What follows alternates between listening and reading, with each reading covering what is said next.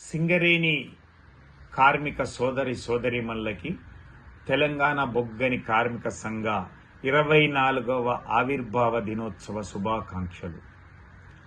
జనవరి 27, 2003న ఆవిర్భవించినటువంటి తెలంగాణ బొగ్గని కార్మిక సంఘం అంచెలంచెలుగా ఎదుగుతూ ఈరోజు ఈ స్థాయికి వచ్చి సింగరేణి సంస్థను కాపాడుకుంటూ, రక్షించుకుంటూ, అభివృద్ధి చేసుకుంటూ, సంక్షేమ కార్యక్రమాలు, విద్య, వైద్యము, ఆర్థిక ప్రయోజనాలను కల్పిస్తూ 2 పర్యాయాల పాటు అంటే దాదాపుగా 11 సంవత్సరాలు గుర్తింపు సంఘంగా ఉండి ఈరోజు కార్మికులకి దేశంలో ఎక్కడా లేనటువంటి ఏ పరిశ్రమలో, ప్రభుత్వ కానీ, ప్రైవేటు కానీ, పబ్లిక్ రంగ సంస్థలో లేనటువంటి హక్కులను తెలంగాణ రాష్ట్రం ఏర్పడిన తర్వాత కేసీఆర్ గారి నాయకత్వంలో ఒక సింగరేణిని స్వర్ణయుగంలాగా చేసినటువంటిది మీ అందరికీ తెలిసింది.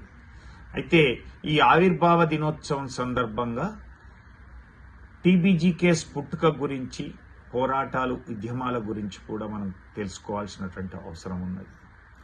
జనవరి 27న గోదావరి ఖనిలో 2003లో ప్రొఫెసర్ జయశంకర్ గారి చేతుల మీదులా పురుడు పోసుకున్నటువంటి సంఘం.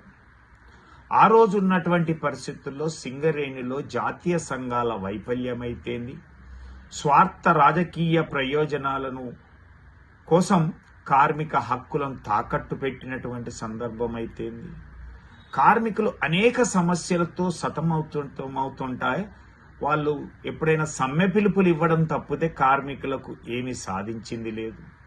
ఆ తర్వాత ఏదైతే ప్రభుత్వం యాజమాన్యం చేపట్టే 1998లో మొట్టమొదటిసారి గుర్తింపు సంఘ ఎన్నికలు తీసుకురావడం అయితేంది. ఆ గుర్తింపు సంఘ ఎన్నికలు వచ్చిన తర్వాత ఆ గెలిచినటువంటి సంఘాలే రిప్రజెంటేషన్ చేసేటువంటి విధానం రావడం, దానివల్ల ఇతర సంఘాలన్నీ కూడా ఏమి చేయలేనటువంటి పరిస్థితుల్లో ఉండడం, ఈ గెలిచిన సంఘాలు అప్పుడు ఏఐటీసీ, ఐఎన్టీసీ గుర్తింపు సంఘాలుగా ఉన్నటువంటి అయితేంది, ఇతర ప్రాతినిధ్య సంఘాలు అయితేంది, కార్మికులకు ఏమీ ఒరగబెట్టినటువంటిది లేదు. అలాంటి సందర్భంలోనే 7LEP ఘటన జరిగింది.